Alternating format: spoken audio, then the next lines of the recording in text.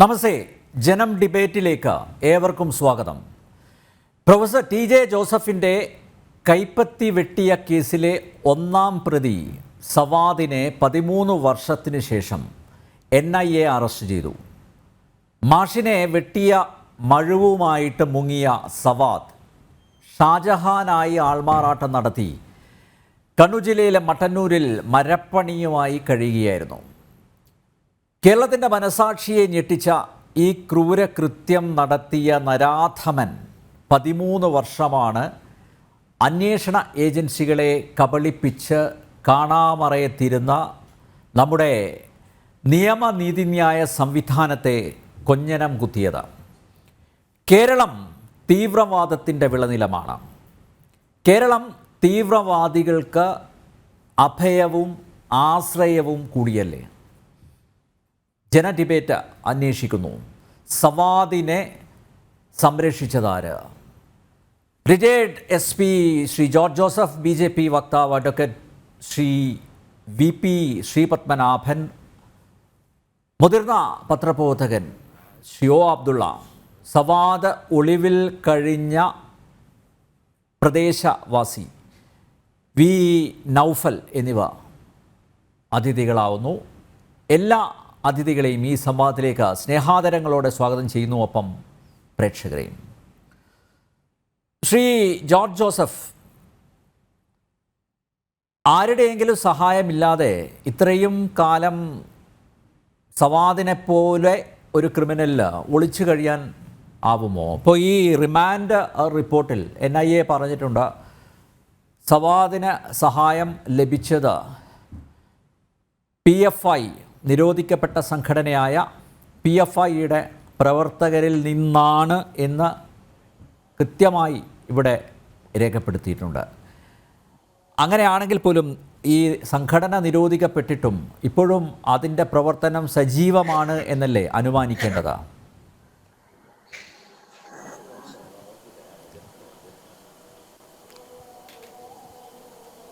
തീർച്ചയായിട്ടും അങ്ങനെ നമുക്ക് കരുതാൻ പറ്റുള്ളൂ. എങ്കിലും അതിൻ്റെ ശക്തി കുറഞ്ഞിട്ടുണ്ട്. ആ നിരോധനത്തോടു കൂടി അതിൻ്റെ പ്രവർത്തനങ്ങൾ പഴയ പോലെ അത്ര സുഖമായിട്ട് കൊണ്ടുപോകാൻ കഴിയുന്നില്ല. പക്ഷേ പ്രതികളായ ഇങ്ങനെയുള്ള ആൾക്കാരെ തീർച്ചയായിട്ടും അവർ സഹായം കൊടുക്കും. പക്ഷേ ഇന്ന് ഇയാളെ അറസ്റ്റ് ചെയ്ത ശേഷം പ്രൊഫസർ T.J. ജോസഫിൻ്റെ ഒരു വാക്കുണ്ടായിരുന്നു. അദ്ദേഹം പറഞ്ഞു, എനിക്ക് ഇപ്പോഴത്തെ ഈ അറസ്റ്റ് കൊണ്ടൊന്നും ഒന്നും തോന്നുന്നില്ല. വളരെ നിർവികാരനായിട്ട് അദ്ദേഹം പറഞ്ഞു. പക്ഷേ ഇവരൊക്കെ തൊഴിലാളികളാണ്, അത് പണി ചെയ്യാൻ വന്നവരാണ്. ആരാണ് ഇതിൻ്റെ പിന്നിൽ? ഇവർക്ക് ഒന്നാം പ്രതി ഉൾപ്പെടെയുള്ളവർക്ക് ആരാണ് ഇതിൻ്റെ പിന്നിൽ പ്രചോദനം കൊടുത്ത് ഇത് ചെയ്യിച്ചത്? അവരെ പിടിക്കണം. അവരെ കണ്ടെങ്കിലേ അദ്ദേഹത്തിന് മനസ്സിലാവുള്ളൂ. ഇവരൊക്കെ അവരുടെ സഹായികൾ മാത്രമേ ആകുന്നുള്ളൂ എന്നൊരു വാക്കാണ് അദ്ദേഹം പറഞ്ഞത്. NIA അതിലേക്ക് വരും എന്ന് തന്നെയാണ് ഞാൻ കരുതുന്നത്. ഈ 13 വർഷം എങ്ങനെ ആരുടെ സഹായത്താലാണ് ഈ പ്രതി ഒളിവിക്കഴിഞ്ഞത്? ഇപ്പം തന്നെ പിടിച്ചെടുത്ത് തന്നെ ഏകദേശം 1 വർഷം കൊണ്ട് അവിടെ മരപ്പണി ചെയ്യുകയാണ്. ഷാജഹാൻ എന്ന പേര് സ്വീകരിച്ചു. ഭാര്യയുണ്ട്, 2 കുട്ടികളുണ്ട്. ഇയാൾ ഓടക്കാലി സ്വദേശിയാണ്, നമുക്കറിയാം. ഇയാൾ ഈ സംഭവത്തിന് ശേഷം മഴുവുമായി നേരെ ബാംഗ്ലൂരിന് പോയെന്നാണ് നമുക്കറിയുന്ന വിവരം. അവിടെ നിന്ന് നേരെ നേപ്പാളിൽ പോയി, അവിടുന്ന് അഫ്ഗാനിസ്ഥാനിൽ പോയെന്നൊക്കെയാണ് കേട്ടുകൊണ്ടിരുന്നത്. ഏതായാലും വർഷങ്ങളങ്ങ് പോകും തോറും 5 ലക്ഷം രൂപ നേരത്തെ NIA റിവാർഡ് പറഞ്ഞത് ഇപ്പോൾ 10 ലക്ഷം ആക്കിയിരുന്നു ഇയാളെപ്പറ്റിയുള്ള വിവരം കൊടുക്കാൻ. കാരണം സവാദിൻ്റെ ഇപ്പോൾ 37 വയസ്സ്, 36-37 വയസ്സുണ്ടെന്നാണ് കണക്കാക്കപ്പെടുന്നത്. ഈ സംഭവം നടന്നത് 2010-ലാണ്, ഏകദേശം 13 വർഷം മുമ്പ്, അല്ലെങ്കിൽ 14 വർഷം മുമ്പ്. അപ്പോൾ ഇയാൾക്കൊരു 24 വയസ്സൊക്കെ ഉള്ളൂ, അല്ലെങ്കിൽ 25 വയസ്സ്. അന്നത്തെ ഫോട്ടോ അവരെ പരേഡ് നയിച്ചുകൊണ്ട് പോകുന്നതിനകത്തുള്ളൊരു ഫോട്ടോ ആണ് ആകെ NIAയുടെ കയ്യിലുള്ളൂ. ആളിനെ ഇപ്പോൾ അറസ്റ്റ് ചെയ്തപ്പോൾ ആളുടെ രൂപവും ഭാവവും ഒക്കെ മാറിയിട്ടുണ്ട്. അയാൾ കൂലിപ്പണി ചെയ്യുകയാണ്, ഇപ്പോൾ ഒരു കാർപ്പൻ്ററാണ്. അവിടെ ജോലി ചെയ്തുകൊണ്ട് 1 വർഷമായി ആ വീട്ടിൽ താമസിക്കുന്നു. അതിലൊക്കെ കാര്യമായിട്ടൊന്നും ബന്ധമില്ല. ഷാജഹാൻ എന്ന പേര്. പക്ഷേ അയൽവക്കംകാരൻ ഒരാളെ കഴിഞ്ഞ ദിവസം ഇന്നലെ ഈ ഇൻ്റർവ്യൂ ചെയ്ത് ഞാൻ കണ്ടു. അപ്പം അയൽവക്കമായിട്ടൊന്നും വലിയ ബന്ധമൊന്നുമില്ല, വളരെ സൗമ്യനാണ്, ശാന്തനാണ്, മരപ്പണിയാണ്, വീട് കാസർഗോഡാണെന്ന് പറഞ്ഞു. കാസർഗോഡ് നല്ല പരിചയമുള്ള ഒരാളാണ് അയാൾ. കുമ്പള, ചേർക്ക അങ്ങനെയുള്ള സ്ഥലങ്ങളൊക്കെ നല്ല പരിചയമുള്ള ഒരാളാണ് അയാൾ. കാസർഗോഡ് എവിടെ എന്ന് ചോദ്യത്തിന് ഒഴിഞ്ഞു മാറി. പക്ഷേ ഇന്ത്യ വിട്ട് പോയെന്നൊക്കെയാണ് നമ്മുടെ കാര്യം. പക്ഷേ വർഷങ്ങളായിട്ട് കേരളത്തിൽ തന്നെ ഉണ്ട് എന്നാണ് എനിക്ക് തോന്നുന്നത്. കാരണം വേഷവും മാറി, ആളും മാറി, ജോലി ചെയ്യാനും അല്ലെങ്കിൽ അതുപോലെയുള്ള. ഇയാൾ മരപ്പണി പഠിച്ചു, 1 വർഷം മുമ്പ് ഇയാൾ മരപ്പണി പഠിച്ചെന്നാണ് പറഞ്ഞത്. അപ്പോൾ അതിനാരെങ്കിലും സഹായം വേണം. അപ്പോൾ ഇയാളെ ഒളിച്ച് താമസിപ്പിക്കാനും സാമ്പത്തിക സഹായം ചെയ്യാനും എന്നെ എന്തായാലും ഇയാളെ കസ്റ്റഡിയിലെടുക്കും. കസ്റ്റഡിയിൽ വാങ്ങിച്ചിട്ട് 120B ഗൂഢാലോചനയിൽ ആരാണ് ഇയാൾക്ക് ഇൻസ്ട്രക്ഷൻ കൊടുത്തത്, ഇയാളുടെ പ്രൊഫസർ TJ ജോസഫിൻ്റെ കൈവെട്ടാൻ ഇവരെടുത്ത് 51 പേര് അതിനകത്ത് പ്രതികളായിട്ട് കണ്ടെത്തിയിട്ടുണ്ട് NIA. അത് ആരാണ് ഇൻസ്ട്രക്ഷൻ കൊടുത്ത് ഇവരെ പറഞ്ഞയച്ചത്? TJ ജോസഫ് അദ്ദേഹം ബികോംകാരുടെ പരീക്ഷ ഒക്കെയുള്ള ചോദ്യത്തിനകത്ത് മുഹമ്മദ് എന്ന് ഒരു പേര് അതിനകത്ത് പറഞ്ഞിരിക്കുന്നു. അത് അദ്ദേഹം പറയുന്നത് അങ്ങനെ ഒരു പേര് പറഞ്ഞെന്നേ ഉള്ളൂ. കുഞ്ഞു മുഹമ്മദ് എന്നെന്തോ ഒരു കഥാപാത്രത്തിൻ്റെ പേര് പറഞ്ഞെന്നേ ഉള്ളൂ. അല്ലാതെ അങ്ങനെ ഒരു ചിന്ത അയാളുടെ മനസ്സിൽ വന്നിട്ടില്ല. 3 അറ്റംപ്റ്റ് അയാളുടെ ജീവൻ എടുക്കാനായിട്ടുണ്ടായി ഇതിനു മുമ്പ്. അത് ഫെയിലിയറായി. അവസാനം ഈ ജൂലൈ 4-ാം തീയതി പള്ളിയിൽ പോയി. 2010 തൊടുപുഴയിൽ നിന്ന് മൂവാറ്റുപുഴ പള്ളിയിൽ പോയി വരുമ്പം കാറ് തടഞ്ഞ് നിർത്തി. അദ്ദേഹത്തിൻ്റെ കൈ 2ഉം വെട്ടി. ആദ്യം വെട്ടി ഇടത് കൈയാണ്. ആ കൈ കൊണ്ടല്ലല്ലോ എഴുതിയത്, ക്വസ്റ്റ്യൻ പേപ്പർ എഴുതിയത് വലത് കൈയാണല്ലോ. അതുകൊണ്ട് ആണ് സവാദ്. രണ്ടാമത് വലത് കൈ വെട്ടി വലിച്ചെറിഞ്ഞ് ആ മഴുവായിട്ട് പോയെന്നാണ് നമ്മൾ മനസ്സിലാക്കിയത്. ഏതായാലും ലോക്കൽ പന്ന് DYSP ആയിരുന്ന സാബു തോമസ് എന്ന് പറഞ്ഞ മൂവാറ്റുപുഴ DYSP ആണ് ആ കേസ് അന്വേഷിച്ചത്. ഏതായാലും അദ്ദേഹം നല്ല രീതിയിൽ ആദ്യം തന്നെ അന്വേഷിച്ചിരിക്കുന്നു എന്നാണ്. അദ്ദേഹം പിന്നീട് SP ആയെന്ന് എനിക്ക് തോന്നുന്നു. അപ്പോൾ അതിനുശേഷം 2010 NIA കേസ് ഏറ്റെടുത്തു. ആദ്യത്തെ കുറ്റച്ചാർജ് നമുക്കറിയാം. 51 പേരിലെ ആദ്യത്തെ കുറ്റച്ചാർജിനകത്ത് ഏതായാലും 31 പേരാണ് കൊടുത്തത്. ആ 31 പേരിലെ ഏകദേശം 13 പേരെ ശിക്ഷിക്കുകയും ചെയ്തു. 18 പേരെ വെറുതെ വിട്ടു.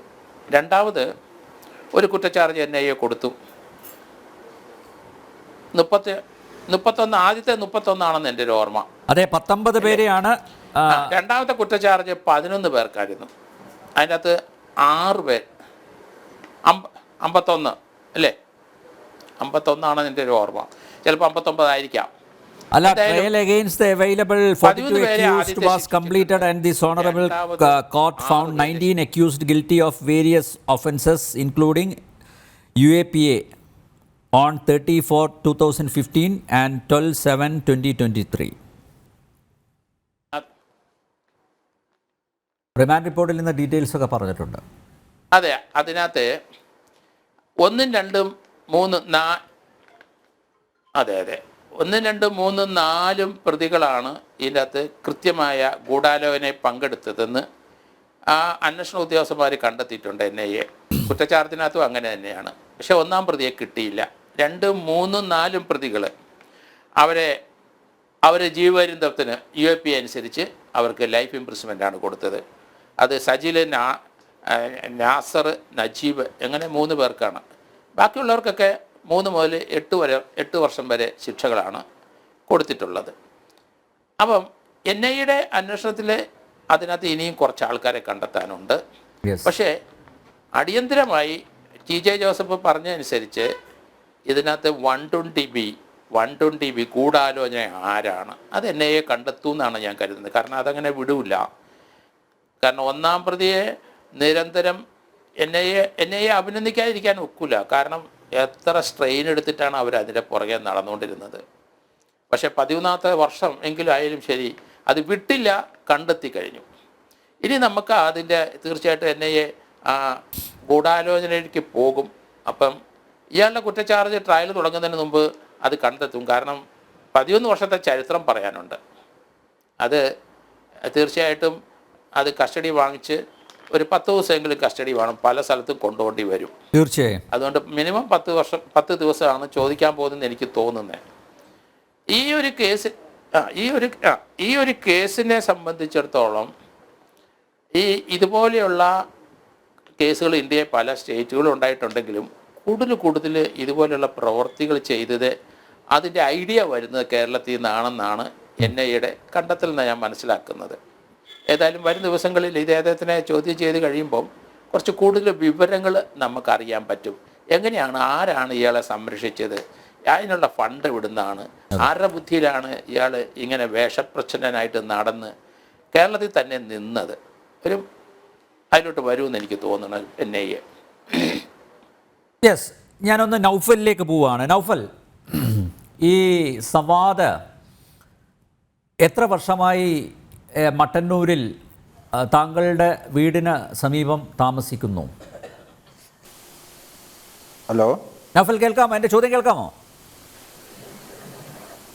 ഹലോ നൗഫൽ, കേൾക്കാമോ? എൻ്റെ ചോദ്യം കേൾക്കാമോ? കേൾക്കാം. നൗഫലെ, ഈ സവാദ് അവിടെ ഷാജഹാൻ എന്ന പേരിലാണല്ലോ താമസിച്ചിരുന്നത്. കേൾക്കാം.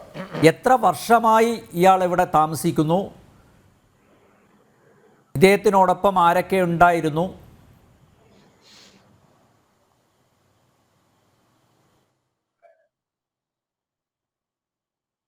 ഇദ്ദേഹം ഇവിടെ, ഹലോ പറഞ്ഞോളൂ, കേൾക്കാം. പറഞ്ഞോളൂ. ഹലോ, ഇദ്ദേഹം ഇവിടെ 2 വർഷത്തിനടുത്തമായി ഇവിടെ താമസം തുടങ്ങിയിട്ട്. ഇവിടെ താമസം തുടങ്ങിയിട്ട് ഭാര്യയും ഒരു കുട്ടിയുമായിരുന്നു താമസം തുടങ്ങുമ്പോൾ ഉണ്ടായത്. ഭാര്യ ഗർഭിണിയായിരുന്നു. രണ്ടാമത്തെ പ്രസവം ഇവിടെ വെച്ചിട്ടാണ് നടന്നത്. ഇവിടെ നമ്മൾ പരിചയപ്പെടുന്ന സമയത്ത് വിളക്കോട് നിന്നാണ് ഇവിടെ താമസം മാറിയത് എന്നാണ് അറിയാൻ വേണ്ടി സാധിച്ചത്. ഷാജഹാൻ എന്ന പേരാണ് ഞങ്ങൾ പരിചയപ്പെട്ടപ്പോൾ പറഞ്ഞത്. ഇവിടുന്ന് വന്ന സമയങ്ങളിൽ പുറത്തു പോയി പണിയെടുത്ത് തിരിച്ചു വരിക, വീട്ടിനകത്ത് നിൽക്കുക, പ്രദേശവാസികളായിട്ട് അങ്ങനെ അമിതമായ ഇടപെടലോ കാര്യങ്ങളൊന്നും ഉണ്ടാകാറില്ല. ഇപ്പോൾ കഴിഞ്ഞ ആഴ്ചയാണ് ഇയാൾ താമസിക്കുന്ന വാടക വീട്ടിൻ്റെ തൊട്ടപ്പുറം ഈ മരപ്പണിയായിട്ട് ഏർപ്പെട്ടിട്ടുള്ളത് ഇയാൾ. അല്ല, ഈ വീട്ടിലോട്ട് ആരും വരാറില്ലേ? ഇദ്ദേഹം പുറം ലോകവുമായിട്ട് വലിയ സൗഹൃദം ഒന്നും ഇദ്ദേഹം പാലിച്ചിരുന്നില്ല. പക്ഷെ ഈ വീട്ടിലോട്ടേക്ക് അങ്ങനെ പുറത്തുനിന്ന് ആളുകൾ കടന്നു വരാറില്ല എന്നാണോ? ഇവർ മാത്രം, ഈ ഷാജഹാനും കുടുംബവും മാത്രം ആയിരുന്നോ അവിടെ ഉണ്ടായിരുന്നത്? ആര് വഴിയാണ് ഇദ്ദേഹം ഈ പ്രദേശത്ത് എത്തിയത്? ആരാണ് ഇദ്ദേഹത്തിന് വീടെടുത്തു കൊടുത്തത്? ഇതുമായി ബന്ധപ്പെട്ടുള്ള കാര്യങ്ങളൊക്കെ അറിയാമോ നൗഫല്ല?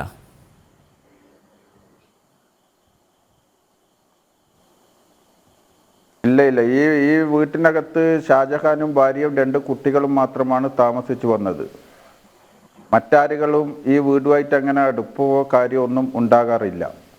ഷാജഹാൻ രാവിലെ നടന്നാണ് ജോലിക്ക് പോവുക, തിരിച്ച് നടന്നാണ് ജോലിയും കഴിഞ്ഞ് വീട്ടിലേക്ക് വരിക. മറ്റ് സൗഹൃദ ബന്ധങ്ങളോ ഈ 2 വർഷക്കാലമായിട്ട് ഈ നാട്ടിലോ അയൽവാസികളായിട്ടോ അങ്ങനെ ഒരു സൗഹൃദ ബന്ധമോ കാര്യങ്ങളോ ഷാജഹാനായിട്ടും കുടുംബമായിട്ടും അങ്ങനെ ഉണ്ടാകാറില്ല. അല്ല, ഇദ്ദേഹത്തിന് ആരാ വീടെടുത്തു കൊടുത്തത്? അപ്പോൾ ഇന്ന് വാർത്ത കേട്ടപ്പോഴാണ് യഥാർത്ഥ പേര്. വീട് ഒരു വാടക വീടാണ്. അതാരെ എടുത്തു കൊടുത്തത് എന്നുള്ളത് അറിയില്ല. ഇയാളെ ഭാര്യയുടെ അഡ്രസ്സിലാണ് വീടിന്റെ എഗ്രിമെന്റ് വെച്ചത്. എഗ്രിമെന്റ് ഭാര്യയുടെ അഡ്രസ്സിലാണ്. ആരെ എടുത്തു കൊടുത്തത് എന്നുള്ളത് അറിയില്ല. നൗഫലെ, ഇദ്ദേഹം ഒരു പ്രമാദമായ കേസിലെ 1-ാം പ്രതിയാണ് എന്ന് ഈ വാർത്ത പുറത്ത് അറിഞ്ഞതിന് ശേഷമാണോ നിങ്ങളെപ്പോലുള്ളവർക്ക് മനസ്സിലാവുന്നത്?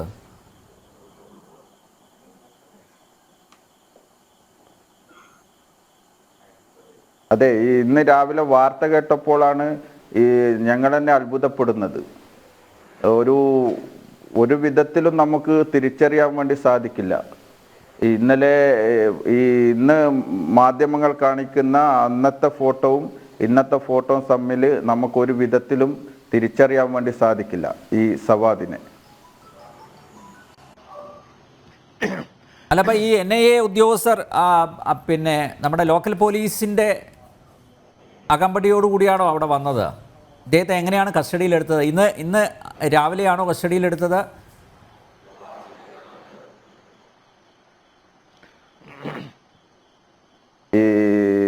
ഇന്ന് രാവിലെ കസ്റ്റഡിയിലെടുത്തത്. രാവിലെയാണ് വീട്ടിനകത്ത് നിന്ന് കസ്റ്റഡിയിലെടുക്കുന്നത്.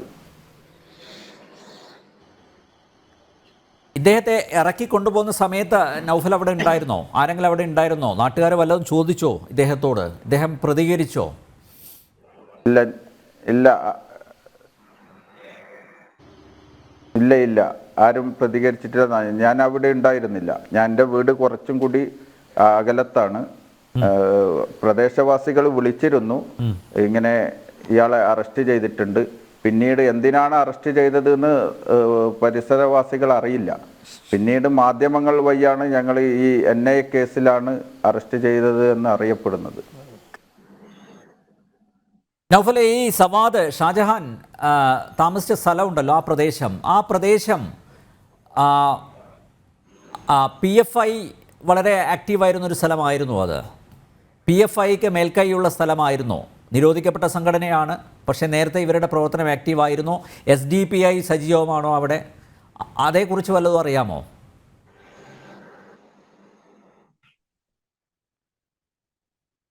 ഇവിടെ SDPIക്ക് സ്വാധീനമില്ലാത്ത മേഖലയാണ്. ഇവിടെ SDPI കടന്നു വരാൻ ശ്രമിച്ചെങ്കിലും അവരുടെ കടന്നുകയറ്റം നടക്കാത്ത ഒരു മേഖലയാണ് ഈ മേഖല. ഈ മേഖല എന്ന് പറയുന്നത് എല്ലാവരും ഐക്യത്തിൽ നിന്ന് പോകുന്ന ഒരു മേഖലയാണ്. കൂടുതൽ മുസ്ലിം പ്രദേശമാണ്. കൂടുതൽ ആളുകളും മറ്റ് പ്രദേശത്തു നിന്ന് കടന്നു വന്ന് വീടെടുത്ത് താമസിക്കുന്നവരാണ്. SDPIയുടെ കടന്നു വരേണ്ട ശ്രമങ്ങൾ ഉണ്ടായിരുന്നു. ആ ശ്രമം വിജയിക്കാതെ ഒരു മേഖലയാണ് ഈ മേഖല. നൗഫല്, മട്ടന്നൂരിൻ്റെ ഒരു പൊതു സ്വഭാവം പരിശോധിക്കുമ്പോൾ പാർട്ടിക്ക്, CPMന്, കമ്മ്യൂണിസ്റ്റ് പാർട്ടിക്ക് ഏറെ വേരോട്ടമുള്ള മേഖലയാണ് മട്ടന്നൂർ, അല്ലേ? അപ്പോൾ ഇങ്ങനെ ഒരു സ്ഥലത്ത് തീർത്തും അപരിചിതനായിട്ടുള്ള ഒരാൾ കുടുംബസമേതം വന്ന് താമസിക്കുമ്പോൾ പാർട്ടിയുടെ ഒരു അന്വേഷണം നടക്കാറുണ്ട് സ്വാഭാവികമായിട്ടും, അല്ലേ? ഇപ്പം ഞാനും ആ മേഖലയിൽ നിന്നുള്ള ഒരാളാണ്, തലശ്ശേരി. ഇപ്പോൾ ഞങ്ങളുടെ നാട്ടിലൊക്കെ ഒരാൾ വരുന്ന സമയത്ത് സ്വാഭാവികമായും പാർട്ടിക്ക് അറിയാൻ പറ്റും.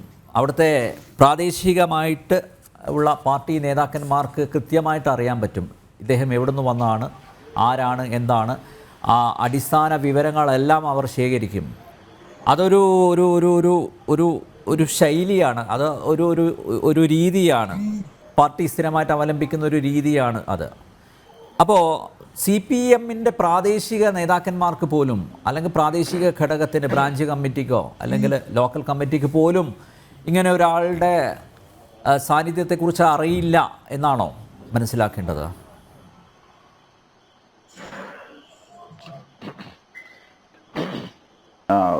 അവിടെ ഞങ്ങൾ ഇങ്ങനെ പരിചയപ്പെട്ടപ്പോഴാണ് ഈ പേര് നമുക്ക് കിട്ടിയത്, ഷാജഹാൻ എന്ന പേര്.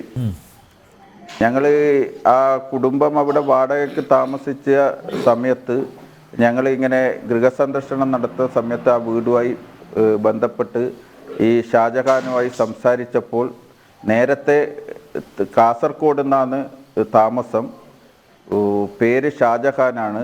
നേരത്തെ താമസിച്ചത് വിളക്കോട് എന്ന് പറയുന്ന സ്ഥലത്താണ്. അങ്ങനെയാണ് ഈ പേര് നമുക്ക് കിട്ടുന്നത്.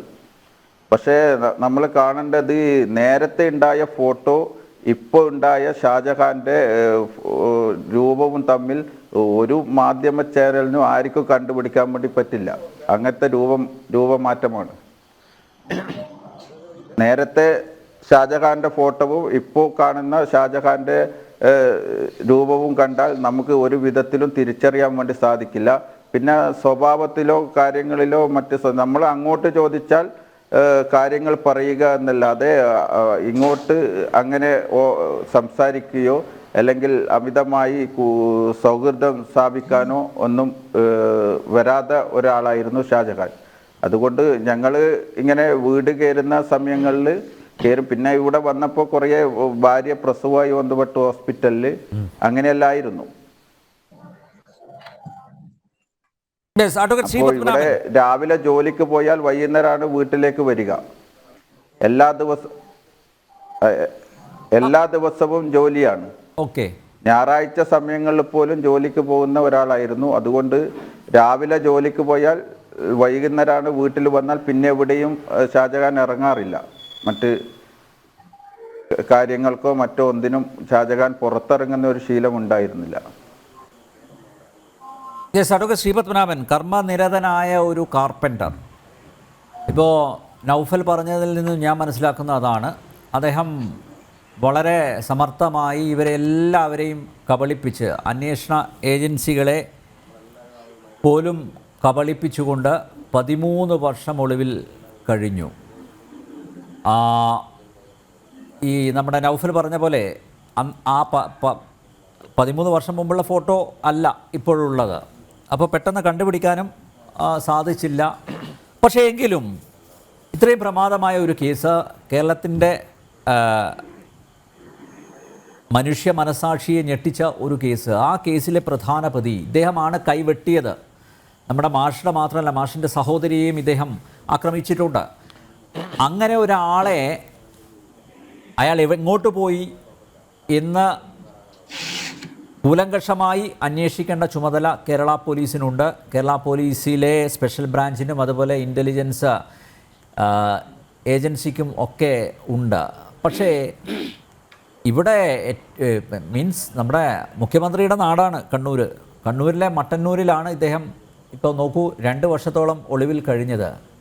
എന്നിട്ട് പോലും അറിഞ്ഞില്ല ഈ ഒരു ഭീകരൻ അവിടെ ഒളിച്ചു താമസിച്ച് അറിഞ്ഞില്ല എന്ന് പറയുമ്പോൾ അത് ഒരു ഇൻ്റലിജൻസ് ഫെയിലിയർ തന്നെയല്ലേ?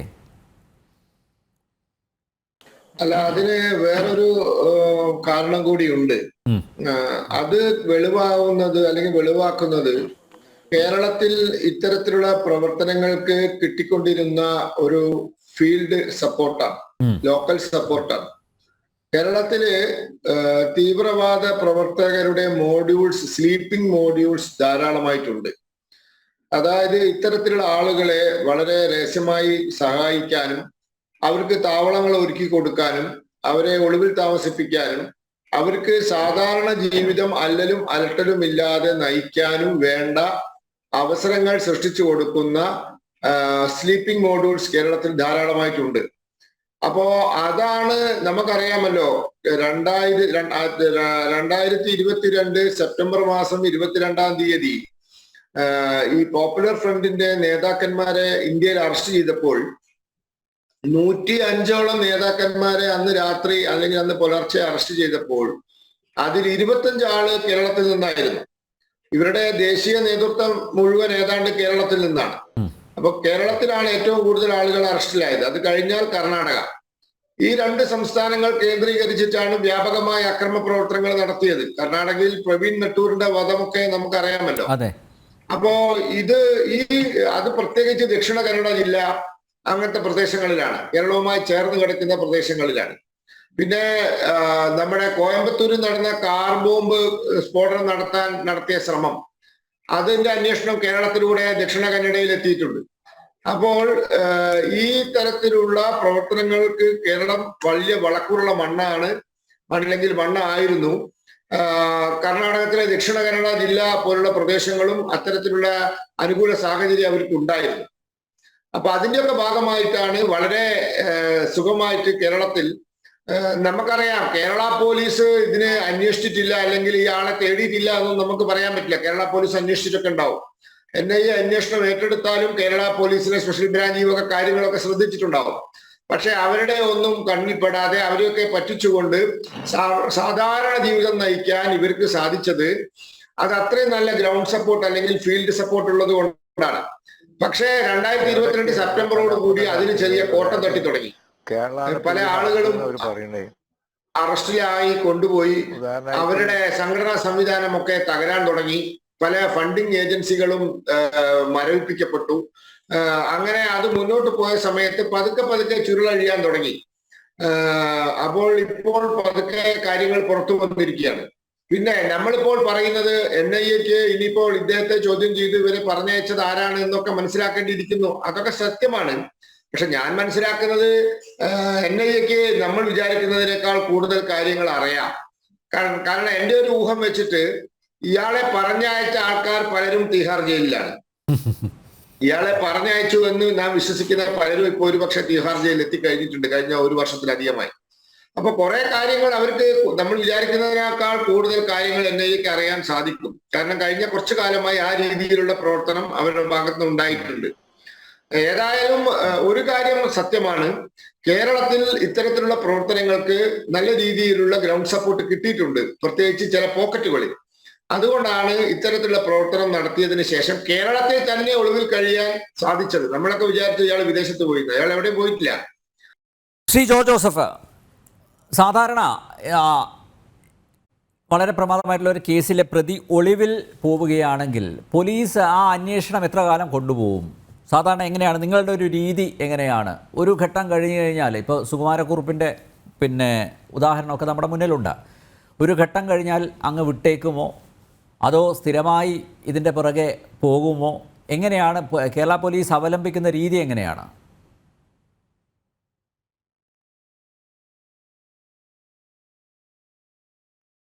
ഇല്ല, അത് വിട്ടുകളയത്തില്ല.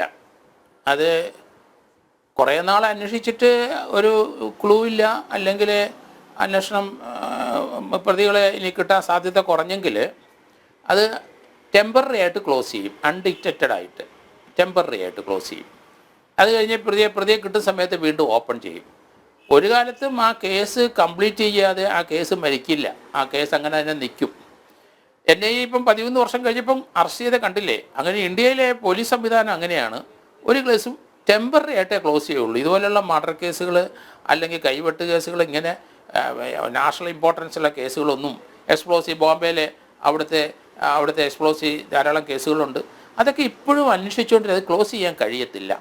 നമ്മൾ പ്രത്യേകിച്ച് ഇന്ത്യൻ പോലീസ് അത് ലൈവായിട്ട് അതിനെ നിർത്തും, പക്ഷേ ടെമ്പററി ആയിട്ട് ക്ലോസ് ചെയ്യും. ഇടയ്ക്കിടയ്ക്ക് അവർ പീരിയോഡിക്കലായിട്ട് ആളെ എവിടെയെങ്കിലും ഉണ്ടോ ഇല്ലയോ എന്ന് ചെക്ക് ചെയ്തുകൊണ്ടിരിക്കും. അതെല്ലാ കേസിലും അങ്ങനെ തന്നെ. അത് CBIയുടെ ആയാലും ശരി, NIAയുടെ ആയാലും ശരി, എല്ലാ കേസ് ഒരിക്കലും ക്ലോസ് ചെയ്ത് പെർമനൻ്റ് ആയിട്ട് ക്ലോസ് ചെയ്ത് പോകില്ല. അതുകൊണ്ട് ഞാൻ പറഞ്ഞത്, ഈ കേസിനകത്ത് ഒരു 120B ഒരാവശ്യം ഇതിനകത്ത് കാണുന്നുണ്ട്. അപ്പോൾ അത് വളരെ തീർച്ചയായിട്ടും ആ സ്ലീപ്പിംഗ് മോഡ്യൂളൊക്കെ ചൂണ്ടിക്കാണിച്ചതുപോലെ ഗൂഢാലോചന നടത്തിയവരെല്ലാം ഇപ്പോൾ തിഹാർ ജയിലിലുണ്ട്. ഒരു സംശയവും അക്കാര്യത്തിൽ.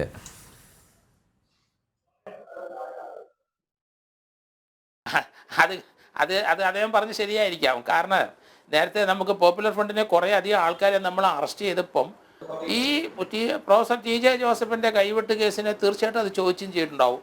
അതിനാരാണ് അത് ചെയ്യാനായിട്ട് അത് ഗൂഢാലോചന നടത്തിയെന്ന് കുറേ വിവരങ്ങൾ കിട്ടിയിട്ടുണ്ടാവും. പക്ഷേ ആ ഗൂഢാലോചന അന്ന് ഇയാളെ കിട്ടാത്തതുകൊണ്ട് ഇതിനകത്ത് അന്ന് തന്നെ ആസർ എന്ന് പറഞ്ഞ ഇതിനകത്ത് ലൈഫ് ഇംപ്രിസ്മെന്റ് കൊടുത്ത 3 പേരുണ്ട്. അപ്പോൾ അവർ ജയിലിൽ കിടക്കുകയാണ്. ചിലപ്പോൾ NIA അവരെ വീണ്ടും പോയി ജയിലിൽ പോയി ചോദ്യം ചെയ്യാനുള്ള സാധ്യതയും കൂടുതലാണ്. പക്ഷേ പ്രൈം അക്യൂസ്ഡ് 1ാം പ്രതി എന്ന് പറയുന്നത് സവാദാണ്. അപ്പം സവാദിൻ്റെ എന്തെങ്കിലും ശബ്ദമുണ്ടല്ലോ, എന്തെങ്കിലും കിട്ടാതിരിക്കുകയാണെങ്കിൽ, കൂടുതൽ വിവരങ്ങൾ കിട്ടണമെന്നുണ്ടെങ്കിൽ നേരത്തെ 1, 2, 3, 4 പ്രതികൾ ജയിലിൽ കിടപ്പുണ്ട്. അയാളെയും കൂടെ പോയി ചോദ്യം ചെയ്യേണ്ടി വരും. പിന്നെ തീഹാർ ജയിലിൽ പറഞ്ഞ കറക്റ്റാണ്. അതല്ലാതെ ചിലപ്പം അതിനകത്ത് ഈ ജയിൽ ഗൂഢാലോചന നടത്തിയവർ പോയി കാണും. പക്ഷേ ഇയാൾക്ക് പ്രൊട്ടക്ഷൻ കൊടുത്ത എന്തായാലും ആളുണ്ടാവും. ഇയാൾക്ക് പ്രൊട്ടക്ഷൻ കൊടുക്കണം, സാമ്പത്തിക സഹായം കൊടുക്കണം, വിദേശ ഫണ്ട് വന്നിട്ടുണ്ടോ, അതൊക്കെ ഇനിയും NIA അന്വേഷിക്കേണ്ടി വരും. അത് തന്നെയല്ല, ഇയാളെ അറസ്റ്റ് ചെയ്തതോടുകൂടി ഇനി അതിനകത്ത് കുറേ പേരെയും കൂടെ കിട്ടാനുണ്ട്. അത് ആ ആൾക്കാരെ കിട്ടാനുള്ള ചാൻസ് ഉണ്ടോയെന്നും കൂടെ NIA നോക്കും. അപ്പോൾ അതുകൊണ്ട് ഇതിനകത്ത് ഇയാളെ മാത്രം ഒരു കുറ്റച്ചാർജ് ആയിരിക്കത്തില്ല വരുന്നത്. കൂടുതൽ ആൾക്കാർ ഗൂഢാലോചന നടത്തിയവരും ഫണ്ട് എത്തിച്ചവരും ഇയാൾക്ക് പ്രൊട്ടക്ഷൻ കൊടുത്തവരും ഇയാളെ ഒളിച്ച് താമസിക്കാൻ സൗകര്യം കൊടുത്തതും, അത് ഇന്ത്യയിലെ എവിടെ താമസിപ്പിച്ചാലും ശരി അത് അവരെയും കൂടെ ഇനി പ്രതിയാക്കി മാത്രമേ ഇതിലൊരു ചാർജ് ഷീറ്റ് ഇയാൾക്കെതിരായിട്ട് കൊടുക്കുകയുള്ളൂ. പിന്നെ അങ്ങനെയുള്ള വിവരങ്ങളെല്ലാം കളക്ട് ചെയ്തിട്ടുണ്ടാവും. ഇയാളെ പിടിച്ചിട്ട് അതുകൂടെ ചേർക്കാനാണെങ്കിൽ 90 ദിവസത്തിനകം ചാർജ് ഷീറ്റ് കൊടുക്കും. ശ്രീ ജോർജ് ജോസഫ്, ഈ സവാദിലേക്ക് പൊതുവെ നമ്മൾ എങ്ങനെയായിരിക്കും NIA എത്തിയിട്ടുണ്ടാവുക? ഞാൻ മനസ്സിലാക്കുന്നത്, അതായത് ഈ കുറ്റകൃത്യം നടത്തിയ ശേഷം ഒളിവിൽ പോയ സവാദ് പിന്നെ ആരുമായിട്ടും, ഈ കേസിൽ പങ്കാളികളായിട്ടുള്ള ആരുമായിട്ടും, ഈ കുറ്റകൃത്യം ആരുമായിട്ടൊക്കെ ചേർന്നാണ് നടത്തിയത്, അവരുമായിട്ടൊന്നും ഒരു തരത്തിലും ബന്ധം കീപ്പ് ചെയ്തിരുന്നില്ല എന്നാണ് മനസ്സിലാക്കുന്നത്. പക്ഷേ എങ്ങനെയായിരിക്കും NIA ഈ സവാദിലേക്ക് എത്തിയത്? നോക്കൂ, പിന്നെ ഒരു കാരണവശാലും സവാദ് മട്ടന്നൂർ ആ മേഖലയിലേക്ക് പോകും എന്ന് ഒരു അന്വേഷണ ഏജൻസിയും കരുതില്ല.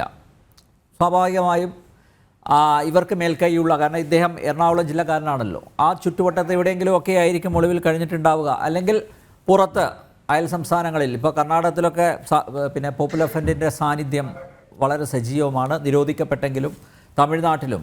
അപ്പോൾ അയൽ സംസ്ഥാനങ്ങളൊക്കെ ആയിരിക്കും ഇയാൾ ഒരുപക്ഷെ ഒളിവിൽ കഴിയുന്നുണ്ടാവുക, അങ്ങനെയാണല്ലോ കരുതുക. പക്ഷേ മട്ടന്നൂരിൽ ഇദ്ദേഹം പോകുന്നു, അവിടെ 2 വർഷമായിട്ട് താമസിക്കുന്നു, കൃത്യമായി ഒരു സുപ്രഭാതത്തിൽ NIA എത്തുന്നു. എങ്ങനെയായിരിക്കും ഒരു ലീഡ് കിട്ടിയിട്ടുണ്ടാവുക NIAക്ക്?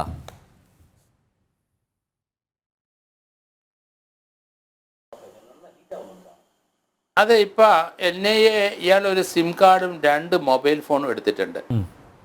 അവിടുന്ന് ഇയാളെ അറസ്റ്റ് ചെയ്തപ്പോൾ എടുത്തിട്ടുണ്ട്. അതിനകത്തുനിന്ന് ചിലപ്പം കോൾ ഡീറ്റെയിൽസ് ഏതെങ്കിലും തരത്തിൽ എവിടെ അതിങ്ങനെ മോണിറ്റർ ചെയ്തുകൊണ്ടിരിക്കും. ഇത് പുതിയ ഫോൺ എടുത്തിരിക്കുന്ന ആരുടെ പേരിലാണ് എന്താണെന്നൊക്കെ ഇപ്പം NIA മനസ്സിലാക്കിയിട്ടുണ്ടാവും.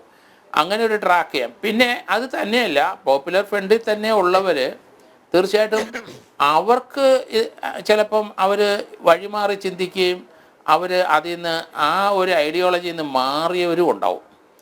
അവർ മാറിയവരുണ്ടെങ്കിൽ അവർ ഇൻഫർമേഷൻ കൊടുക്കും. അപ്പോൾ അങ്ങനെ ആകാം. എന്നാലും നല്ലൊരു ട്രാക്കിംഗ് ആണ്. 11 വർഷം എടുത്തെങ്കിലും അതൊരു നല്ല ട്രാക്കിങ് തന്നെയായിരുന്നു NIAയുടെ. കാരണം ഇതിൽ നമ്മളൊരു പാഠം മനസ്സിലാക്കിയാണ്, ഒരു കുറ്റകൃത്യം ചെയ്തിട്ട് അങ്ങനെ ഒളിവിൽ പോകാനൊന്നും കഴിയില്ല അധികം നാളത്തേനും. കേരളത്തിലെ പല കേസുകളും നമ്മൾ പോലീസ് പിടിക്കുന്ന കാണാം. കേരള പോലീസ് 10, 12, 13, 14 വർഷം കഴിഞ്ഞിട്ട് ഈ അടുത്ത കാലത്ത് പലരെ അറസ്റ്റ് ചെയ്യുന്നുണ്ട്. അപ്പോൾ അതിങ്ങനെ ട്രാക്ക് ചെയ്തുകൊണ്ടിരിക്കും അറിയപ്പെടുന്നത്. പക്ഷേ ഈ പോപ്പുലർ ഫ്രണ്ടിലെ ഒരംഗമെന്ന ഇയാൾ ചെയ്ത പ്രവൃത്തി വെച്ച് നോക്കുമ്പോൾ, കാരണം അത് ആ TJ ജോസഫിൻ്റെ അവസ്ഥ നമ്മൾ മനസ്സിലായി. അദ്ദേഹത്തിൻ്റെ ഈ സമ്മർദ്ദം കാരണം അദ്ദേഹത്തിൻ്റെ ഭാര്യയെ സൂയിസൈഡ് ചെയ്തു. അദ്ദേഹത്തിൻ്റെ ചിന്തകൾ തന്നെ മാറി വേറെ ലെവലിലോട്ട് പോയി എന്നാണ് എനിക്ക് തോന്നണേ. അദ്ദേഹം എന്തുമാത്രം സഫർ ചെയ്തു. 2 കൈയും വെട്ടി, കാലിനും വെട്ട് കിട്ടി, അദ്ദേഹത്തിൻ്റെ സഹോദരിയെ പീഡിപ്പിച്ചു, അദ്ദേഹത്തിൻ്റെ കുടുംബം മുഴുവൻ നശിപ്പിച്ചു. അദ്ദേഹം ഇപ്പം വളരെ ഏകാന്തനായിട്ട് ഒരു പ്രതിരോധ ശക്തി ഇല്ലാതെ നമുക്ക് ആ മുഖം കാണുമ്പോൾ അറിയാം. കാരണം അത് എന്ത് മതം നിന്നാണെന്ന് എനിക്ക് മനസ്സിലാകുന്നില്ല. അതൊക്കെ ഒരു തീവ്രവാദ സ്വഭാവം. ടെററിസത്തിന് ഇപ്പോൾ എന്തായാലും പുതിയ പീനൽ കോഡിൽ ഒരു ഡെഫിനിഷൻ വന്നിട്ടുണ്ട്, കൃത്യമായിട്ട് ഡെഫിനിഷനുണ്ട്. അതിനകത്ത് ഒരു ടെററിസ്റ്റായിട്ട് ഒരാൾക്ക് വേണമെങ്കിലും ഒരു ടെററിസ്റ്റ് ആകാമെന്ന് വന്നിട്ടുണ്ട്. നേരത്തെ 2, 3, 4 പേരെങ്കിലും ഒരു ഗ്രൂപ്പ് ഒരു ടെററിസ്റ്റ് ഗ്രൂപ്പ് ആവുള്ളൂ. ഇപ്പം ടെററിസ്റ്റിൻ്റെ നിർവചനം ഒരാൾ ഒറ്റയ്ക്ക്, അനിൽ നമ്പ്യാരോ ഞാനോ ഒറ്റയ്ക്ക് ഒരു ടെററിസ്റ്റ് ആകാം. അതൊരു ടെററിസത്തിൻ്റെ ഡെഫിനിഷനകത്ത് വരും. അപ്പോൾ ആ പുതിയ നിയമം അനുസരിച്ച് ഇനി അങ്ങനെയുള്ള പ്രവർത്തികളെ ഒന്നും ഒറ്റയ്ക്കായാലും ശരി അയാൾ ലൈഫ് ഇംപ്രിസൺമെൻറ്റ് തയ്യാറാക്കണം. രാജ്യത്തിനെതിരായിട്ട് ഇനി അത് ഏത് കക്ഷി ഭരിച്ചാലും ശരി, ഇന്ത്യയിൽ ഇൻറ്റഗ്രിറ്റിയുടെ എതിരായിട്ട് ഏത് രാഷ്ട്രീയ പാർട്ടി നീങ്ങിയാലും ശരി അവർക്കെതിരായിട്ട് അതിശക്തമായ നടപടി ഉണ്ടാവും എന്നുള്ള കാര്യത്തിൽ സംശയമില്ല. നമ്മുടെ രാജ്യത്തെ നിയമങ്ങളെല്ലാം ഒത്തിരി മാറിയിട്ടുണ്ട് ഇപ്പം. അത് ഈ പുതിയ 3 CRPC IPC എവിഡൻസ് ആക്റ്റും മാറിയിട്ടുണ്ട്.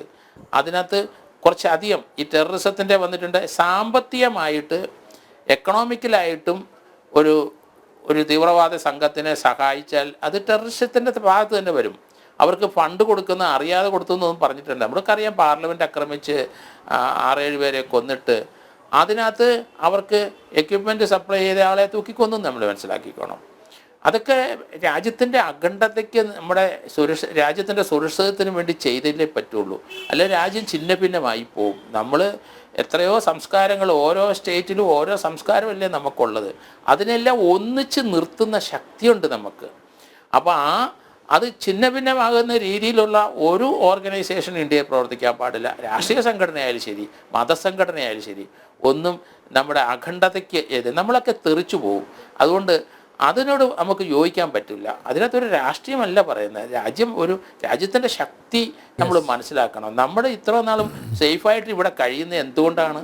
നമ്മുടെ രാജ്യത്തിൻ്റെ നയം, രാജ്യത്തിൻ്റെ ശക്തി, നമ്മുടെ പ്രതിരോധത്തിൻ്റെ ശക്തി, നമ്മുടെ സാമ്പത്തിക വളർച്ച, അതൊക്കെ നമ്മൾ പരിഗണന അത് കേരളത്തിലായാലും വളരെ സാമ്പത്തിക വളർച്ച ഉണ്ടായിട്ടുണ്ട്. അത് ഭരണം മാറി മറിച്ച് വന്നാലും ശരി, കേരളത്തിലും സാമ്പത്തിക ശക്തിയായിട്ട് കേരളം വളരെ അധികം മുന്നോട്ട് പോയിട്ടുണ്ട്. പക്ഷേ ഇവിടെ ഇൻഡസ്ട്രിയിലായിട്ടൊന്നും അധികമൊന്നും നമുക്കൊരു പ്രോഫിറ്റ് ഉണ്ടാക്കുന്ന ഒരു വ്യവസായം ഇവിടെ ഇല്ലെങ്കിലും വിദേശത്തു നിന്ന് 1,26,000 കോടി അങ്ങനെ എങ്ങാണ്ട് ഫോറിൻ മണി ഒരു മാസം നമ്മുടെ അല്ലെങ്കിൽ ഒരു വർഷം കേരളത്തിൽ എത്തുന്നുണ്ട്. അതാണ് നമ്മുടെ ശക്തി. അതുപോലെ എല്ലാ സ്റ്റേറ്റിലും അങ്ങനെയാണ്. പക്ഷേ ഇപ്പോഴത്തെ ഇന്ത്യയുടെ നമ്മുടെ പരിതസ്ഥിതി അല്ല ഇന്ത്യയുടെ അവസ്ഥയെന്ന് പറയുമ്പോൾ ലോകരാഷ്ട്രങ്ങൾ മുഴുവൻ ബഹുമാനിക്കുന്ന ഒരു രാഷ്ട്രമായിട്ട് വരികയാണ്. അപ്പോൾ അതൊക്കെ നമ്മൾ ചിന്തിക്കണം. അതുകൊണ്ട് ഇതുപോലെ ഉള്ള ഈ പ്രവർത്തനം മനസ്സിലിരിക്കുന്നവരൊക്കെ മാറി ചിന്തിക്കിട്ട് രാജ്യത്തിനോട് ഉള്ള അത് ഏത് ജാതി ആയിക്കോട്ടെ, ഏത് മതമായിക്കോട്ടെ, ഏത് രാഷ്ട്രീയ സംഘടന ആയിക്കോട്ടെ, എല്ലാത്തിൻ്റെ മുന്നിൽ നമുക്ക് മാതൃരാജ്യത്തിനോട് അഭിമാനം വേണം. അതുകൊണ്ട് ഈ കുട്ടികൾ ഇങ്ങനെ മാറിപ്പോയവരെല്ലാവരും തിരിച്ച് രാജ്യസ്നേഹികളായിട്ട് വരണം. കാരണം ഇപ്പോഴത്തെ അങ്ങനെയുള്ള ഒരു ചിന്തയാണ് കൊടുക്കേണ്ട ഇവർക്ക് ലീഡ് ചെയ്തെടുക്കുന്നതല്ല. പോപ്പുലർ ഫണ്ടൊക്കെ നിരോധിച്ചിട്ടുണ്ടെങ്കിലും അതിൽ ഇനി ഇങ്ങനെയുള്ളവരെ നിയമത്തിലേക്ക് തന്നെ അവരെ പറഞ്ഞു വിടുക, അവരെ സംരക്ഷിക്കുന്നത് ശരിയല്ല. കാരണം ഇപ്പോഴത്തെ ഈ ഒരു അവസ്ഥയിൽ വീട് വാടകയ്ക്ക് ആര് കൊടുത്തു, ഇയാൾ എങ്ങനെ അവിടെ വന്നു, ഇയാൾ എങ്ങനെയാണ് കല്യാണം കഴിച്ചത്, കാസർഗോഡ് ഈ സംഭവത്തിന് ശേഷമാണ് ഇയാൾ കല്യാണം കഴിച്ചിരിക്കുന്നത്. അപ്പോൾ വീട്ടുകാർ എങ്ങനെയാണ് ഇയാളെ അറിഞ്ഞുകൊണ്ട് തന്നെയാണല്ലേ കല്യാണം കഴിച്ചത്. അപ്പോൾ അവർക്കൊക്കെ പ്രശ്നങ്ങളുണ്ടാവും ഇനി. അപ്പോൾ അതുകൊണ്ടാണ് ഞാൻ പറഞ്ഞത്, ഇതുപോലെ തീവ്രവാദ സ്വഭാവത്തിൽ പോയി കഴിഞ്ഞാൽ അയാളെ പ്രൊട്ടക്റ്റ് ചെയ്യാൻ ശ്രമിക്കരുത്. അയാൾ ശിക്ഷ അനുഭവിച്ചിട്ട് വരട്ടെ. അല്ലാതെ നമ്മൾ അയാളെ പ്രൊട്ടക്റ്റ് ചെയ്യാനും ഒക്കെ പോയി കഴിഞ്ഞാൽ നമ്മളുടെ വെള്ളത്തിലാവും. ഇതിനകത്ത് തീർച്ചയായിട്ടും NIAയുടെ അടുത്ത സ്റ്റെപ്പ് വരുമ്പോൾ നമ്മൾ നോക്കിക്കോളൂ, ഇയാളെ സഹായിച്ചവരെല്ലാവരും കേസിലെ പ്രതിയാവും, സാമ്പത്തികമായിട്ട് സഹായിച്ചവർ.